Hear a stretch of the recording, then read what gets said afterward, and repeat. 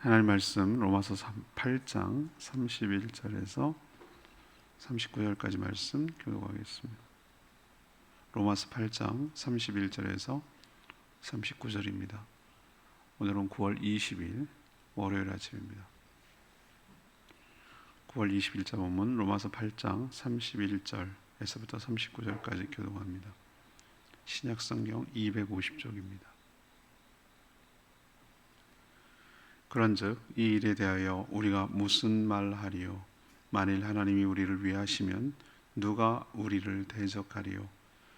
자기 아들을 아끼지 아니하시고 우리 모든 사람을 위하여 내주시니가 어찌 그 아들과 함께 모든 것을 우리에게 주시지 아니하겠느냐? 누가 능히 하나님께서 택하신 자들을 고발하리요? 의롭다 하시는 이는 하나님이시니 누가 정죄하리요? 죽으실 뿐 아니라 다시 살아나시는 이는 그리스도 예수시니 그는 하나님 우편에 계신 자요 우리를 위하여 간구하시는 자신이라. 누가 우리를 그리스도의 사랑에서 끊으리요? 환난이나 공고나 박해나 기근이나 적신이나 위험이냐 칼이냐. 기록된 바 우리가 종일 주를 위하여 죽임을 당하게 되며 또 쌀당한 양같이 여김을 받았나이다 함과 같으니라. 그러나 이 모든 일에 우리를 사랑하시는 이로 말미암아 우리가 넉넉히 이기느니라. 내가 확신하노니 사망이나 생명이나 천사나 권세자들이나 현재일이나 장래일 능력이나 높음이나 기쁨이나 다른 어떤 피조물이라도 우리를 우리 주 그리스도 예수 안에 있는 하나님의 사랑에서 끊을 수 없으리라. 아멘. 성도는 하나님이 위하시니 대적할 자가 없습니다. 하나님께서 가장 귀한 아들까지 내어주신 분이 아들과 함께 모든 것을 내어주는 것은 당연합니다. 가장 소중한 것을 내어주는 분이라면 나머지는 말할 것도 없죠. 아무도 성도를 정죄하거나 고발할 수 없습니다. 우리 대신 죽으셨고 지금도 간구하신 주님이 계시기 때문입니다. 우리를 향한 하나님의 사랑에서 끊을 자가 끊을 것이 어떤 것도 없습니다.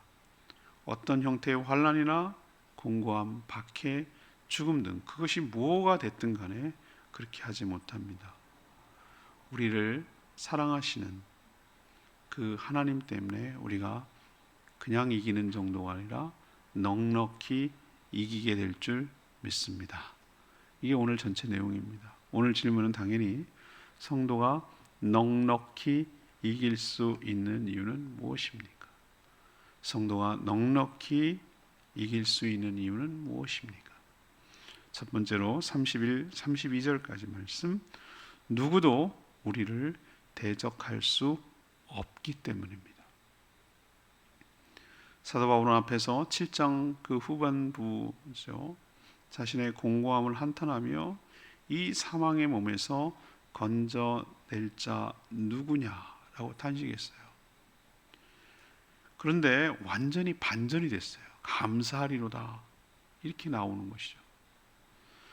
그리고 오늘 보니까 다양한 질문을 던지면서 성도가 두려움에 떨지 않고 넉넉하게 이길 수 있는 이유에 대해서 오늘 설명하고 있어요.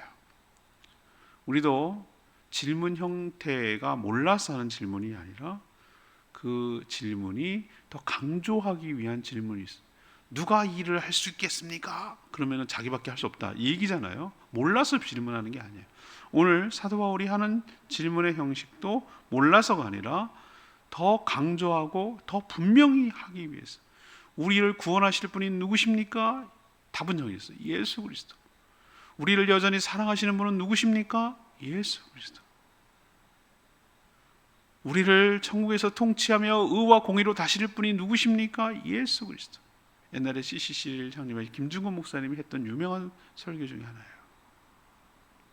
몰라서 묻는 게 아니에요. 오늘도 여러 질문을 해요. 사도 바울이. 모르는 게 아니라 강조하기 위함이에요. 먼저 질문하는 게 무엇이죠? 누가 우리 성도들을 대적할 수 있단 말입니까? 답은 정해졌어요. 아무도 없다. 이유가 더 훨씬 더 중요해요. 그게 아는 게 중요한 게 아니라 이유가 더 중요해요. 오늘 말씀 보면 하나님이 우리를 위하시기 때문입니다. 하나님이 우리 편이 되어주시고, 하나님이 우리의 역성을 들어주시고, 하나님이 우리를 보호하시고, 하나님이 우리를 막아주시기 때문에 그 누구도 그 무엇도 우리를 대적할 자가 없는 줄로 믿습니다. 그럼 하나님이 우리를 위한다는 증거가 무엇입니까? 하나님의 아들 예수 그리스도를 내어주신 것에서 찾을 수 있어요. 우리 인간도 자기 자식한테만큼은 가장 끔찍해요. 저도 살아보니까 그런 것 같아요. 다른 건 다 내어줄 수 있어. 그럴 수 있어요. 그런데 자식은 안 되더라고요. 정말 약해져요. 그게 부모 같아요. 어떨 때는 둘 중에 내가 죽고 자식을 살릴 수 있다면 내가 죽고 싶은 마음도 있어요. 그만큼 끔찍하게 사랑하는 마음이 생기는 거예요. 그 심정이 이해가 되더라고요. 하나님은 안 소중하겠어요? 아들 예수 그리스도. 하나님은 아들 예수 그리스도가 본인이시기도 해요. 자신을 내어준 거랑 마찬가지. 그렇게 친밀하게 창세 전부터 성부, 성자, 성령 하나님이 창조에 관여하셨고 서로 다른 인격체지만 너무 사랑하셔서 한 하나님으로 존재하시는 그분이 자기 아들을 내어준다? 그걸 한 번도 경험해보지 못한 그럴 이유도 없는 그 죽음이라는 게 분리되는 건데, 하나님과 분리되는 건데 그걸 내어준다? 이건 정말 보통 희생 아니고는 사랑 아니고는 불가능해요. 그래서 오늘 얘기하는 게 뭡니까? 하나님은 가장 귀한 자신의 아들까지 내어주고 아끼지 않고 죄인이었던 우리, 원수였던 우리를 위하여 십자가에 내어주셨습니다. 자, 이거 하나만 보면 열을 한다고 그러죠. 우리도 그렇잖아요. 하나 보면 열을 한다고 그러잖아요. 자신에게 가장 소중한 것을 내어주는 분이라면 나머지는 말할 것도 없이 내어주는 분인 줄로 믿습니다. 우리는 하나님의 사랑을 의심하면 안 돼요. 그래서 오늘 그 얘기를 왜 하냐? 이처럼 자기 아들을 내어주시기까지 내 편이 되어주시고 우리를 보호하시고 우리를 정죄하지 못하도록 하시는 그분이 계시기 때문에 그 무엇도 그 누구도 우리를 대적할 자가 없는 줄로 믿습니다. 사단이 그렇게 찍고 까불어도 하나님 명령 앞에 꼼짝도 못해. 욥기 보세요. 허락받아야 시험할 수 있어. 예수님 당시 왔을 때 예수님 앞에 귀신들이 절절매고 쩔쩔매요. 어떻게 할 수가 없어요. 말씀을 물리치시는 그 앞에 굴복하고 말아요. 그분이 내 편이 되어주셔서 그분이 나를 위하기 때문에 세상에 그 어떤 존재도 가장 공중 권세자의 정점에 있는 사단 마귀도 우리를 어떻게 하지 못하는데 그 나머지 것들은 우리를 어떻게 할 수 없는 줄로 믿습니다. 그게 뭐가 됐든 그 어떤 인격체가 됐든 그 무엇이 어려움이 됐든 하나님이 내 편이 되어주시기 때문에 우리는 넉넉히 이길 수 있는 줄로 믿습니다. 두 번째는 33, 34절 말씀. 아무도 우리를 고발할 수 없기 때문에 그렇습니다. 성도가 그 어떤 것에도 두려워하지 않고 넉넉하게 이길 수 있는 이유는 또 있어요. 아무도 우리를 고발하며 정죄할 수 없기 때문인 줄 믿습니다. 실제로 죄가 없다는 뜻이 아니에요. 우리는 여전히 허물과 죄 가운데 살아요. 죄밖에 짓지 않고 살아왔어요. 그러나 그런 죄인을 위해 예수 그리스도께서 십자가에서 여러분의 나의 모든 죄를 감당하시고 죄값을 치르기 위해 형벌을 받고 죽으신 줄로 압니다. 여기에서 이 죄란 내가 과거에 지었던 죄, 지금도 연약하여 짓고 있는 죄, 앞으로도 연약하여서 넘어지고 또 범하게 될 죄, 과거, 현재, 미래, 나에 관련된 모든 죄악을 다 본인이 가져가셔서 감당했기 때문에 나는 죄인이지만 하나님 보시기에는 죄가 없는 의인인 줄로 압니다. 나를 의로움으로 더 씌워주시고 덧입혀 주셨어요. 예수님을 믿는 자는 그 안에 존재하는 자입니다. 예수님이 내 안에, 내가 예수님 안에 있습니다. 예수님의 죽음이 곧 나의 죽음인 것입니다. 이미 죄값을 치렀기 때문에 죽을 만큼, 죽음이라는 사형, 인간이 인간에게 줄 수 있는 최고의 형벌은 죽음이에요. 생명을 빼앗는 것이 가장 큰 악질적인 죄를 졌을 살인자라도 그 죄 이상은 벌을 줄 수가 없어요. 사형보다 더한 벌이 세상에 어디 있어요? 생명을 빼앗는 일인데. 근데 이미 우리는 예수 그리스도와 함께 십자가에 못 박아 죽은 줄로 믿습니다. 그렇게 될 뿐 아니라 하나님이 우리를, 예수님만이 갖고 있는 그 의로움을 우리에게 전가시키고 덧입혀 주셔서 우리를 의롭다고 여겨주셨어요. 예수 그리스도를 믿는 자는 의롭다고 여겨주셨어요. 믿음이 의로움의 근거가 되도록 하셨어요. 예수님의 의로움이 합당하다는 증거는 그의 부활로 나타납니다. 죄를 위해 죽고 의를 위해서 사셨습니다. 그분이 지금도 우리 연약함을 돕기 위해서 하나님 우편에서 강구, 곧 중보하고 계신 줄로 압니다. 그게 34절에 나오는 얘기예요.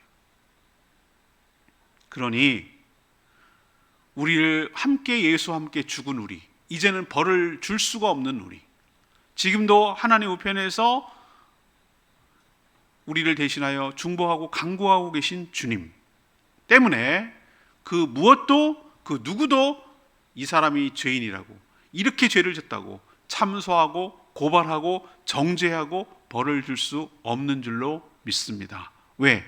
우리가 예수 안에 있기 때문입니다. 그래서 우리는 넉넉히 이길 수 있는 줄 믿습니다. 세 번째는 35절에서 39절 말씀. 왜 우리가 넉넉히 이길 수 있는가? 하나님의 사랑에서 끊을 수 없기 때문에. 하나님의 사랑에서 끊을 수 없기 때문에. 성도가 두려워하지 않고 넉넉히 이길 수 있는 진짜 중요한 이유는 하나님의 사랑을 끊을 자가 없기 때문입니다. 죄와 사망, 사단의 권세는 하나님과 우리 사이를 갈라놓았고 그 사랑을 끊어놨어요. 그렇지만 예수 그리스도께서 십자가에서 화목제물이라고 그랬어요. 화목제물로 드려져서 하나님의 진노를 다 쏟아붓게 하시고 그 진노를 누그러뜨렸어요. 모든 죄값을 치르고 하나님의 공의를 만족시켜 드려서 하나님과 인간 사이에 다시 화목하게, 화해시켜서 화목하게 만들었어요. 예수 그리스도께서 하신 중요한 일이에요. 그래서 자신의 아들까지 내어주신 하나님의 사랑에서 그 무엇도, 그 누구도 끊을 수 없는 줄로 압니다. 그 사랑을 끊을 수 있는, 인간의 상상할 수 있는 여러 가지 것들을, 사례를 오늘 사도 바울이 얘기를 하고 있어요. 35절. 누가 우리를 그리스도의 사랑에서 끊으리요? 지금 질문 형식이죠. 아까 제가 서두에 말씀드렸죠. 이 강조하기 위한 거라고. 강조하기. 끊을 수 없다라는 것을 강조하기 위해서 누가 하나님의 사랑에서 끊을 수 있으리요? 이렇게 표현한 거예요. 그리고 그 사례, 가능성 있는 것들을 얘기하는 거예요. 환난, 공고함, 박해, 기근, 굶주림이죠. 적시는 뭡니까? 헐벗음, 위험, 칼, 전쟁이죠. 이것도 끊을 수가 없어요. 사망, 영적인 거죠. 생명, 천사들, 권세자들, 현재 또는 장차 일어날 일들, 능력, 높음이나 낮음, 다른 어떤 피조물이라도 우리를 향한 하나님의 사랑을 끊을 수 없는 줄로 믿습니다. 단단하게 결속되어 있어요. 나를 바라볼 때 하나님은 예수님으로 바라보는 거예요. 그 안에 있기 때문에. 예수님의 영이 우리 안에 있기 때문에. 하나님은 우리를 예수님과 똑같이 보세요. 이게 바로 우리가 넉넉히 이길 수 있는 근거와 이유인 줄로 믿습니다. 저는 오늘 표현에서 그냥 이긴다 해도 감사하고 한데, 오늘 하나님께서 뭐라고 하냐면 넉넉히 이기니라.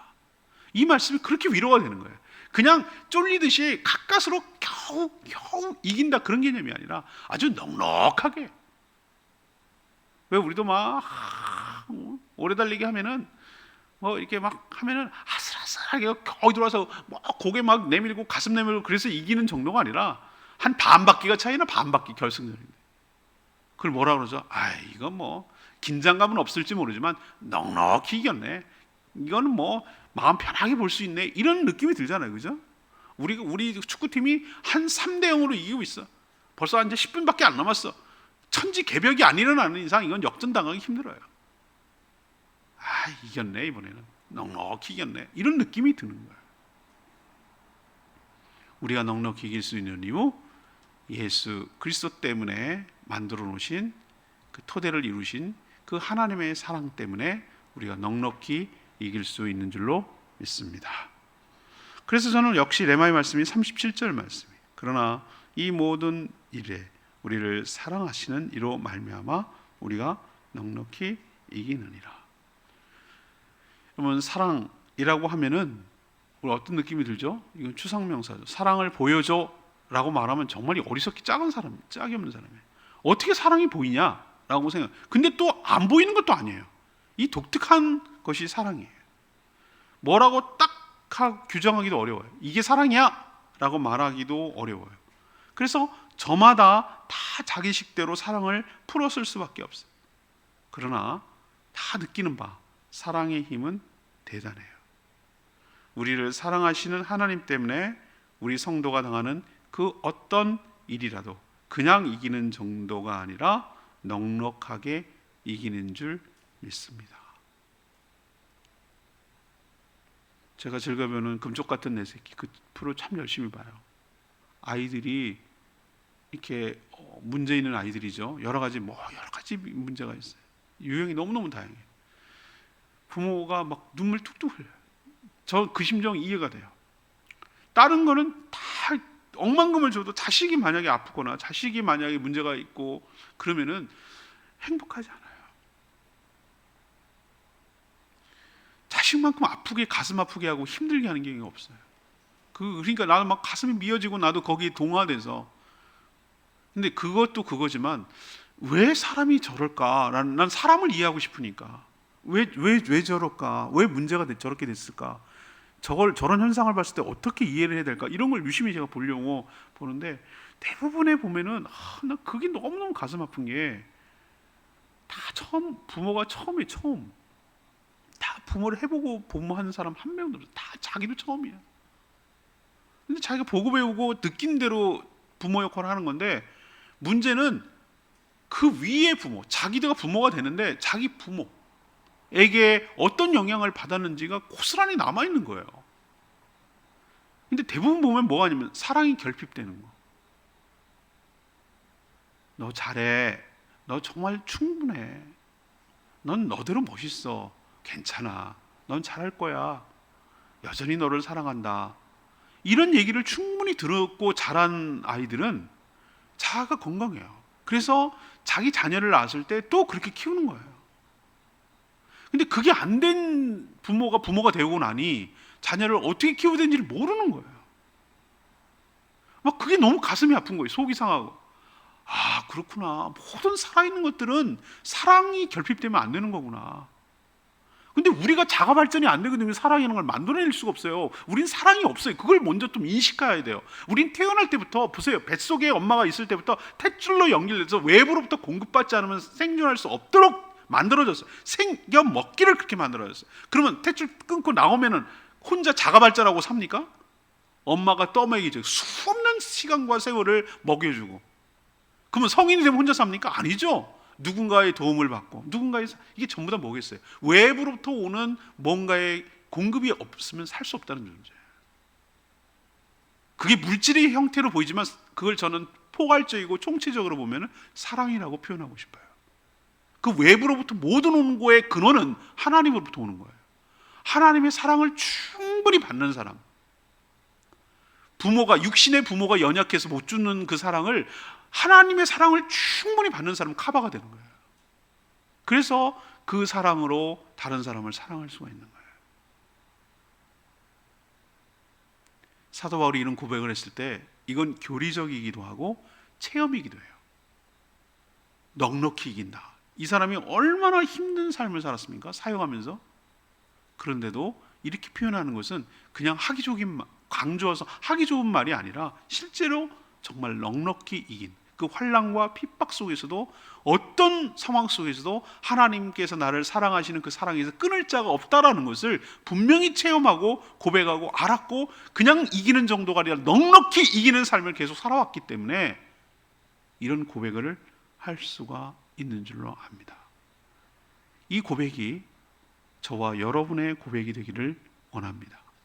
어떤 상황 속에서도 하나님을 향한 신뢰를 잃어버리지 마시고, 의심하지 마시고, 하나님이 끝까지 나를 사랑하시고 계시고, 의심하면 안 돼요. 엄마 맞아? 우리는 애들이 이럴 때 속이 상하죠. 엄마 친엄마 맞아? 계모 아니야? 막 이렇게, 아줌마 왜 그러세요? 금쪽 같은 내 새끼에서 그런 애도 있었어요. 아줌마 왜 그러, 이렇게 엄마한테, 친엄마한테 막 속이 뒤집어지죠.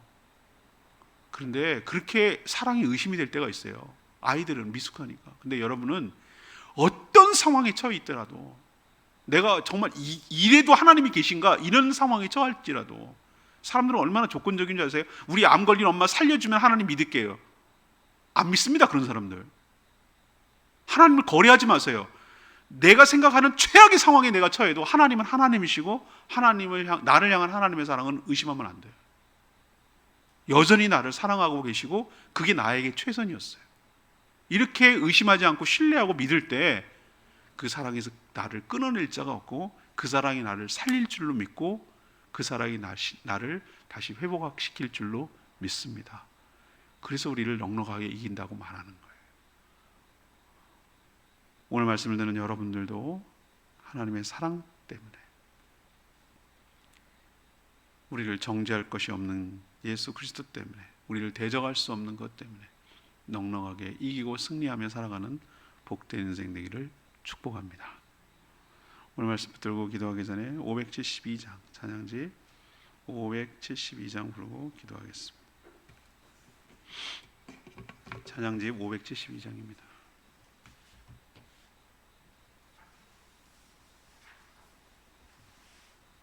다 표현 못해도 572장입니다.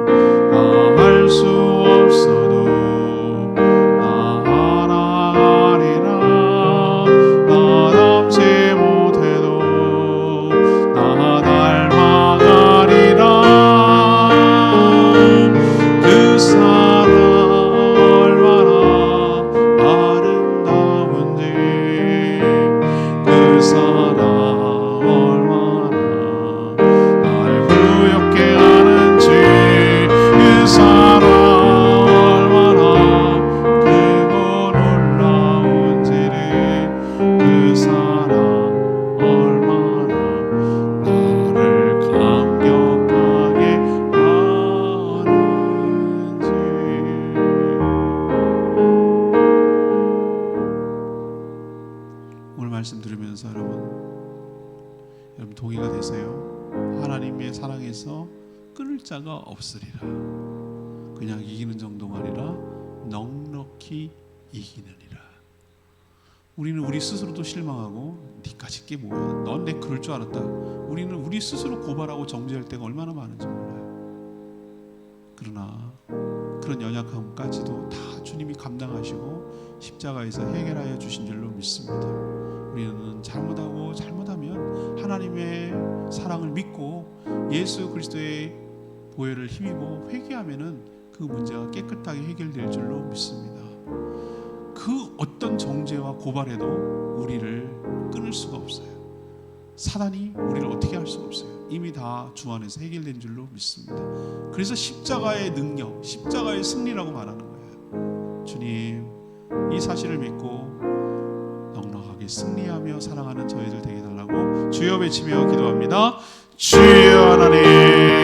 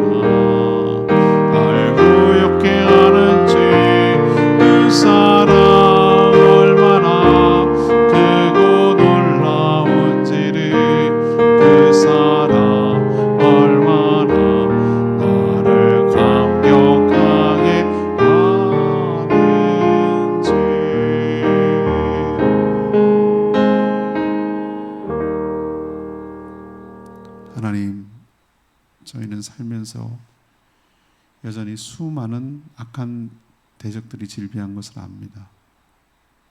안팎에서 우리를 고발하며 정죄하려고 합니다. 그래서 두렵고 흔들리고 위축될 수 있으나 오늘 말씀을 통하여 넉넉히 이기는 이유를 알게 하시니 감사합니다.